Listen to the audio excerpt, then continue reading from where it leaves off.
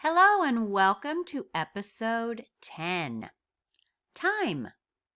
It takes time. You have time, and you are worth time. Time, time, time. That is our topic for this week's show. Before we dive into all about the time, which I do want to warn you, I'm probably going to get a little feisty about this topic. It's important to me. Time, because I used to think I didn't have any for things. That's just a story. All right, before we dive into time, I want to read this testimonial from Tracy from my website that I had posted a couple of years ago. I found Kathy's coaching style to be professional, compassionate, relatable, and most of all, motivating. It was just what I needed to rediscover myself. She helped me set realistic self-care goals and apply basic steps to use in everyday life. But most of all, she reminded me that I'm worth it. And I pulled up this testimonial from Tracy from a few years back because as women, we tend to think we're not worth whatever time we think it will take or should take to reach our goals. And Tracy learned throughout my coaching programs that she is worth the time. And the coaching programs that she took involved a weekly coaching call. So I have several options, which if you go to my website, you'll see. I have options where you don't have a coaching call with me and you're doing this on your own, self-guided, and you're in a texting app with me. But I also have individual coaching programs and group coaching programs where you're on an actual call with me. Those are fun because I'm coaching you in real time. And that's what Tracy benefited from. And realizing I'm worth it. I'm worth the 35 minutes a week to be on the call in the first place. So, all right, time. I'm already starting to get a little worked up here. This is not going to be a sit in the meadow with flowers, sugar-coated episode. This is going to be Rod Hayes real. That was my dad, Rod Hayes. We're going to get real. We're going to get Rod Hayes real. And I'm telling you all of this from a place of compassion and love and understanding because I've been there. There's no judgment on the story that you're telling yourself about time. I get it. I also work diligently on my own time issues and my own stories that I tell myself about time. Time is either helping you or holding you back. And I think you're probably in agreement with me if you feel like time holds you back in terms of that you don't have enough of it. And I hear it a lot. Well, I would like to do this, but I just don't have time right now. Or I need more time. I say it too. I evaluate how much time I think I have against the tasks that I need or want to do. It's a legitimate thought because time is not an endless resource. There are, in fact, only a finite number of hours in a day, right? And we only have so much time even in this life. We're all unlimited time. Time is either helping you move towards your goals or holding you back. Or, to say it more accurately, your thoughts and actions around time are creating your results. Not time itself. Your thoughts and your actions around the time that you either think you have or don't think you have are creating your actions, your behaviors, and your results or your lack of results. Time stays the same. There are always 24 hours in a day and there are always 7 days in a week. But, as I said, time is not an endless resource. But it tends to match your priorities more than you want to admit. It matches our thoughts and our story more than we want to admit. Remember from a previous episode when my mindset around eating healthy was, I don't have time. I don't have time to eat healthy. As long as I thought that I did not have time, then my actions would match that, and my brain would look for ways to find that that is true. Our thoughts are so powerful enough that they are an entire step in my 3-step process for building a healthier, more balanced life. Take the right kind of action, which I just spent 9 episodes talking about. Check your thoughts, which I will begin a whole series on thoughts. And get the right accountability and support. So our thoughts around time can really trip us up. Our thoughts around time. In general, what do you think of time? Do you think, oh, I have time. I usually have time to do what I want and need to do. Do you have that thought? Maybe you do. I usually have time for things. I have time.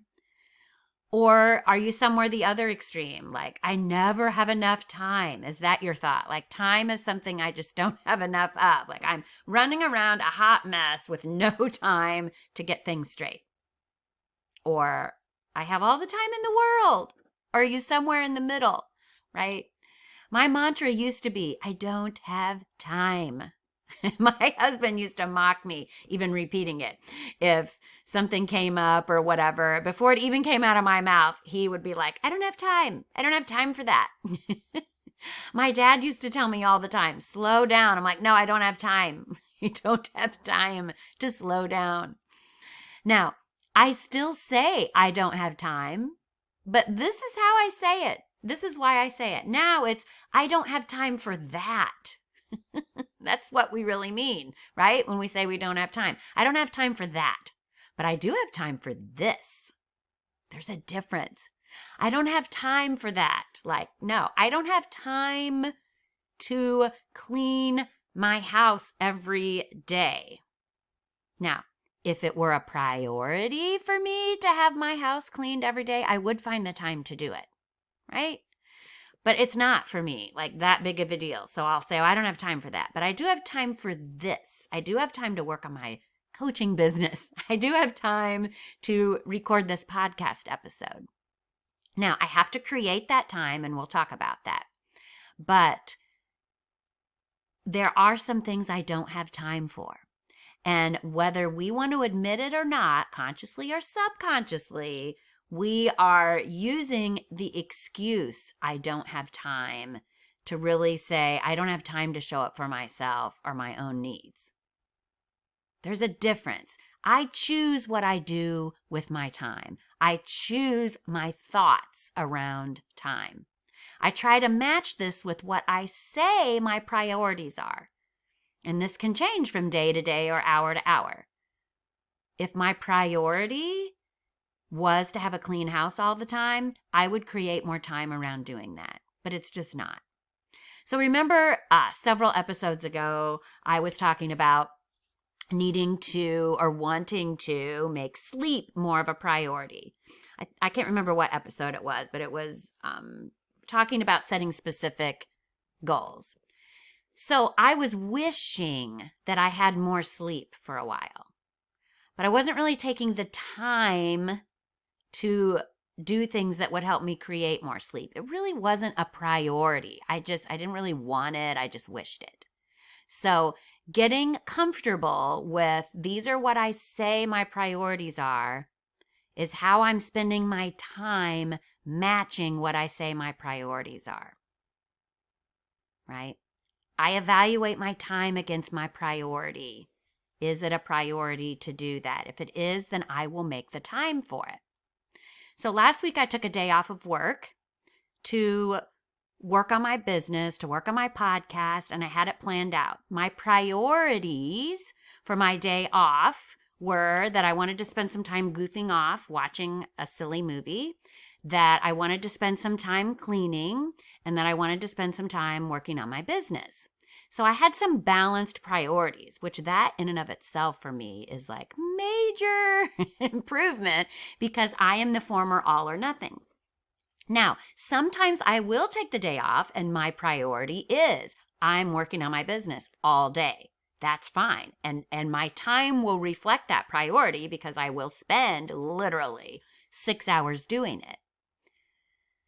This particular day, I wanted to have balance in my day. So I chunked it out. I'm going to spend a certain amount of time cleaning, a certain amount of time on my business, and a certain amount of time watching this goofy movie. And I was just checking in with myself. Well, early that morning, I got an unexpected message from someone who I hadn't seen in several years saying she would be in town and would I be able to meet her for lunch. So I checked my priorities, checked my time against my priorities. It was a priority for me to meet this person. And instead of getting into that, oh my gosh, I don't have time to meet this person and do all these other things, or start telling myself other stories like, oh, great, now there goes my time I was going to use around my business. So not freaking out and underestimating or overestimating time. I wanted to meet this person. I switched my priorities. I used time to go and meet her for lunch. It was wonderful. I also came back and used time to watch that goofy movie. I used time to work on my podcast, and I used time to clean. Now, I needed to adjust the amount of time, right? So I looked at my priorities. The cleaning priority was at the bottom. So I made sure that with that time allotment I had left after I met my friend, that I made sure that I would have enough time to watch that stupid movie, which was funny. I made sure I had enough time to work on my podcast. So I worked on my business or my podcast maybe for an hour and a half instead of 2 hours. And I did clean. It was less of a priority, so it got less time. Originally, I probably would have spent like an hour cleaning, but I think it was probably 25 or 30 minutes. Because I needed to create another 30 minutes out of my day so that I could go meet this friend. So we have more control over time than we like to tell ourselves sometimes. And sometimes it's just a nice excuse for not showing up for ourselves by saying, I don't have time. So I chose my priority around time that day. And I chose my thoughts very carefully around time, that I was coming from having an abundance of time that day, not from a scarcity mindset, like, oh my gosh, you only have this one day off and I have to do all of these things. There's not going to be enough time. If I let my brain start going into that story about how now I'm not going to have enough time for everything, I won't have enough time for everything. Our thoughts create our reality. And I'm so looking forward to doing a whole series of podcasts on thoughts because it's an important piece to this. And it's really important when we're talking about time and our thoughts. So I had enough time to do all of that. Shifting time, getting away from that all or nothing mindset. Check your priorities, what you say is important to you, and then match your time with it. If I say it's important for me to get sleep, but I'm not taking the time to do what I need to get sleep, then it's not really important for me. If I say my priority is to lose 5 pounds, which it is right now, then I need to carve out the time that I need to do the activities that will give me that result of losing 5 pounds. Sometimes we underestimate the amount of time something will take, and we need to check into that too, right? Like, it didn't just take me 2 weeks to pile on the extra pounds. It didn't just take me a month to get out of my habit of doing something. It's going to take me more than 2 weeks to see results. It's going to take me more than 2 weeks to blank, which is fine. And when I coach people, that's why I spend so much time on carefully setting the action steps. So we are, making progress. But in general, sometimes we underestimate the amount of time it will take, and then we start getting frustrated and we change things. Sometimes we overestimate the amount of time something will or should take, and that gets us into trouble too. So if I'm in the mindset of thinking, well, unless I have 6 hours to relax at a spa, then I don't have time to relax, which is just not true. looking at my workday when I used to work as a pediatric speech pathologist in a medical setting where it's all about me being productive and seeing patients all day back to back. Yes, I literally was not in complete control of every minute of my time, but I was in control of more minutes of my time than I thought. So instead of looking at, oh, I need this big chunk of time to relax, and I don't have that at work, so I can't relax at work. That's just simply not true. So here's an example of that. You can bring your central nervous system back to a calm, relaxed state and reset your cortisol levels, those stress hormones, in literally 2 minutes. 2 minutes is about the time it takes to take 10 full breaths, to inhale and exhale, breathing calmly and slowly, which I told you I was going to get feisty about time. So now I'm going to slow down. So taking that 2 minutes to breathe literally tricks your central nervous system into thinking you're relaxed. And it only takes 2 minutes to get into that relaxed state. You don't have to sit at the spa for 2 hours to get that relaxed feeling. Now that's great to go to the spa when you can carve out the time to do that. But you can take 2 minutes and relax. If I can take 2 minutes out of that, and I know some of you have jobs that it's literally seriously difficult to carve out that time.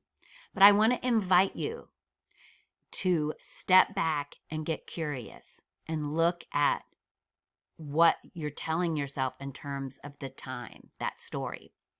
So let me give you that example. So I would see my patients they were scheduled every 45 minutes. And to get that full billing time, I would usually need to go about 35 or 37 minutes. If I let them out and I have literally like 2 minutes before the next patient comes, I can carve out that 2 minutes. Then I can shut the door and I can breathe for 2 minutes and take 10 breaths and then go out and get the next patient. I used to believe that stopping for 2 minutes was not enough time for me to really feel calm until I started coaching myself into taking that action. And every 3 patients I saw, so that's like every hour and a half, I would stop and take that 2 minutes. It's 120 seconds, people. I literally can have 120 seconds. Someone can wait 2 minutes for me. And I would breathe. And when I found out that I did that on those 10-hour days, if I took just that 2 minutes every 3rd patient, by the end of the day, I really did feel more relaxed. I didn't feel as drained. I actually had more energy.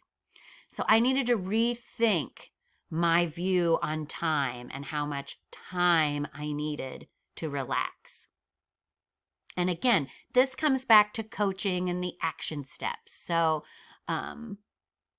things will take time. Sometimes things take more time than I wish they took. Like we have to spend more time at work probably than we want to.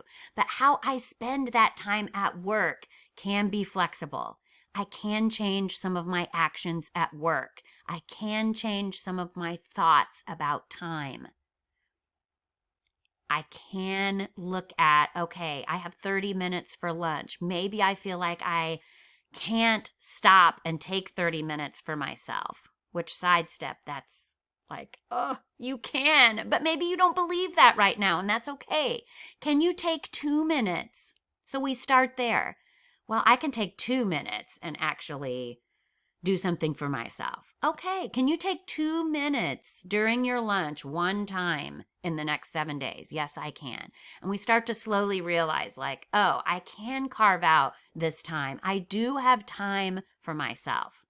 I help my clients make real progress in their health and lives through the use of carefully selected action steps in their real world, everyday routine like Tracy mentioned. in between running errands, in between doing the laundry, in between going to pick up your kids or whatever kind of job you have, we can help you with a new mindset and a new story around time. Do I have 10% of my day to devote to improving my health? You know, if I do the math, there's 720 minutes in 8 hours. So let's say we're awake for a lot more than that. But let's just say 720 minutes. 12 minutes of that is 1%. Do I have 1% of my waking hours that I can devote to helping myself feel more relaxed by taking 12 minutes for myself to either meditate for 12 minutes that morning or do some stretching for 12 minutes? 12 minutes, it's 1%. Sometimes I think we have to just step back and do the third grade math. And I will have people do that. Like, let's figure out how many minutes are in the day. Is it worth 5% of your day to do this? Are you worth 1% of your waking hours to take 10 minutes to go for a walk? Do you have 10 minutes a week to listen to the module in my coaching program? So that's what people say too. They think, oh my gosh, if I join this 90-day coaching program, that sounds like it's going to take so much time. I don't think I have the time. Well, do you have 10 minutes a week? 10 minutes a week to do that every 7 days? Well, yes. Then once you realize that, you know what, I can actually show up for myself for 10 minutes a week and it was fine. The family was still fine. The kids were fine. I still got things done in my job. And that's what I noticed in my job. You know what? The days that I actually take my full lunch, I get more done because I'm coming back from lunch rested. Oh, I took 5 minutes to leave the family and go walk or go listen to this. I came back more rejuvenated and serving them better. And you know what? The world didn't fall apart because I took 10 minutes, because I took 1% of my day. So let me ask you, and don't think about it too much. Just answer in your head or pause the podcast. What are your 4 top priorities in your life? And does how you spend your time reflect that? And it may. Now, when my kids were younger, they were my top priority. I did not even make my priority list. So that's a whole other episode about self-care, like why I thought I couldn't even be on the list. So I was coaching Patty once several summers ago, and we were talking about those priorities and time and self-care. And she was like, I didn't even make the list this last week. I wasn't even on there to even try to give myself 5 minutes to do something. So put all those things on your list, your kids, your job, your family, etc. And then are you spending your time reflecting those priorities? And you might be. And we need to make sure that you and your health are a priority. Is your health worth some time? Because I tell you what, 10 years ago, my health was not a priority, and I was not acting as if it was a priority. I was not taking any real time for myself or any real time for my health. Not even 5 minutes, really. I was in that all or nothing mindset, like, nope, right now at this, quote, time in my life, I need to show up all the time for these kids and other people. And over time, my body rebelled and said, whoops, you've been ignoring me. So now we have these chronic things happening. You have chronic low-level stress. You just went through early menopause. You have prediabetes, etc. So I needed to shift my priority and then shift my time to spending some time on my health. But you know what? I also needed to shift my mindset. Spending time on my health and on myself did not mean that all my other priorities just flew out the door. I was still showing up as a mom, showing up as a speech pathologist, showing up as a friend. It doesn't have to be either I spend time on myself or I spend time on all these other things and people. That's just a story you're telling yourself that when you're believing it, then your life looks that way. You don't have to believe that story. You can show up for yourself for 2 minutes. You can show up for yourself for 10 minutes. You can create the time. Now, There's no judgment here. I'm just getting real with you and honest, right? We're not used to prioritizing ourselves. And again, it doesn't really have to be hard. I promise you. You just need to coach with me. Seriously. Living that healthier, more balanced life happens over time, and it means balancing our time. And most of us are in this perceived lack of time. And that's why we can't make a change. But that's just a story. That's just a story. We start out with 2 minutes, with 5 minutes, and slowly telling our brain that we do have the time, slowly showing our brain that we can show up and take time for ourselves and still show up for other people. Also, we need to respect that things will take time. I'm not going to completely change my thoughts in a week about time. I'm not going to completely change my actions and form habits. My basic program at the very beginning is 90 days. It's 12 weeks because I want you to have that amount of time slowly, gently, successfully, starting to take small actions and take some time. I help my clients get results, but it does take time, and we choose our actions carefully. Again, sometimes we expect results faster than it will legitimately take. And when we don't get them in the unrealistic time frame, we start second guessing, changing our tactics, telling ourselves this story. So we need time, we need patience. I've completely gone off of the whole, like my script, I usually type out thoughts. Most of us stop short of meeting our goals because we give up after too short of a time. So that's the other point I want to make. One point is you do have time. You can create time. And it doesn't take as much time as you might think. We start out creating 2 minutes in your day or 5 minutes in your day. But you repeat these things over time. And that's what I want your brain to feel comfortable with. Over time. I'm taking action over time. Over 60 days. Over 90 days.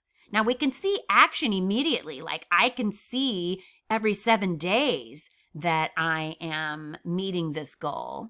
But for those longer term goals, it does take time.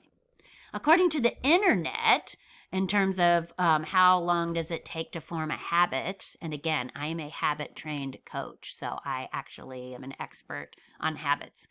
According to the internet, they say it varies from 18 days to 66 days to 254 days. And as a habit-trained coach and certified speech pathologist with over 29 years of experience working with people on behavior and habit formation, whether that's a habit of your speech or the way you communicate or a habit of exercising, I will tell you it's highly variable and dependent on so many factors, which is why I'm teaching you in this podcast that you take the right kind of action over time. You check your thoughts over time, and you get accountability and support over time. And all of that happens in my coaching programs. So that's why we spend time on taking the right kind of action. Action we can sustain over time. So shifting our mindset around time can really help us meet our goals. Our thoughts around time create our reality. If you think you don't have time to do something, then you won't. You have time. You have the time that it takes. It's a mindset. It's a mindset. You have time. You have 1 minute. You have 2 minutes. Start there. You have time. You've taken time to listen to this podcast. Congratulations. All right. That's the goofy, I think I was all over the place show, but I'm keeping it real. I'm not editing it out. I will see you next week where we start a whole new series of episodes on building a healthier, more balanced life. Until then, keep it simple, keep it real.